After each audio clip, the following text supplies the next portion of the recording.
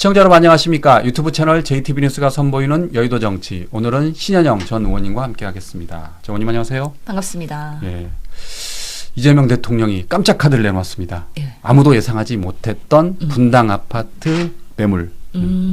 안 팔아도 되는데 예. 어떻게 보십니까? 부동산 집값 안정을 위한 솔선수범의 일환으로 선제적으로 하신 것 같다는 생각이 드는데 사실은 이재명 대통령은 다주택자도 아니잖아요. 아니죠. 예. 그리고 부동산 투기하는 분도 아니잖아요. 사실은 지금의 부동산 정책은 결국에는 부동산을 투기로 보고 계속 집값을 올리려고 하는 상승 세력에 대한 뭔가 그 타겟으로 정책적인 제도화에 정상화를 하겠다라는 의미이기 때문에 아니 이재명 대통령은 사실 5년 임기 끝나고 나서 이제 관저에서 나오시면은 살 집이 필요하거든요. 네. 그럼에도 불구하고 나는 집 하나지만 이거를 팔겠다라는 정말 진정성 있는 부동산에 대한 의지를 솔선수범하셨다라는 면에서 의미가 있는 것이고요. 사실은 이제 5월 9일까지 다주택자 중과유예 종료가 되면은 지금 그래서 계속 강남부터 해갖고 매물이 많이 나오고 있지 않습니까? 예. 그러면서 집값 상승률도 지금 주춤하고 있고 그러면서 이 매도되고 있는 가격들이 몇 억씩 많게 떨어지고 있어요. 뚝뚝 그래서 떨어진다. 예, 단기적인 효과는 분명히 나고 있거든요. 장기적으로는 어떻게 될지는 좀 더 지켜봐야 되긴 하지만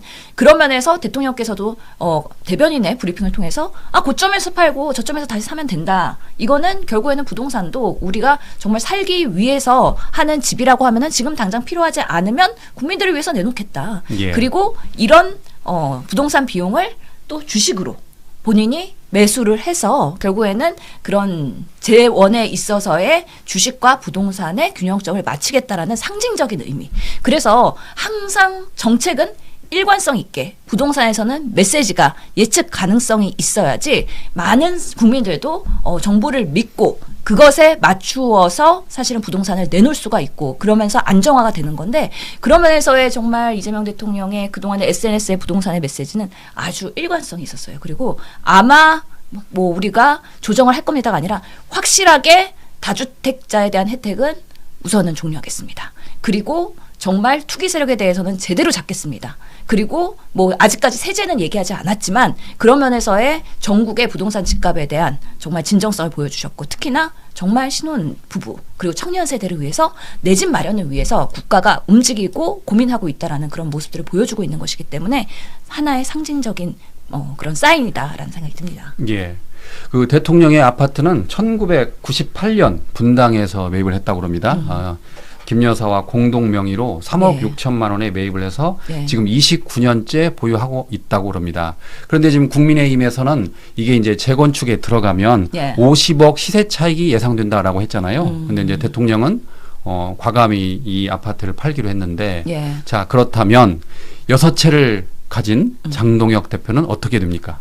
그러니까요. 지금 장동혁 대표가 집이 6개나 되는데 노무모에다가 하면서 변명하면서 나는 이거를 다 필요한 용도로 쓰고 있다라고 얘기를 해요. 예. 그러면서 대통령이랑 계속 썰전을 벌이고 있는 거잖아요. 근데 집 하나 있는 것조차 내놓는 대통령.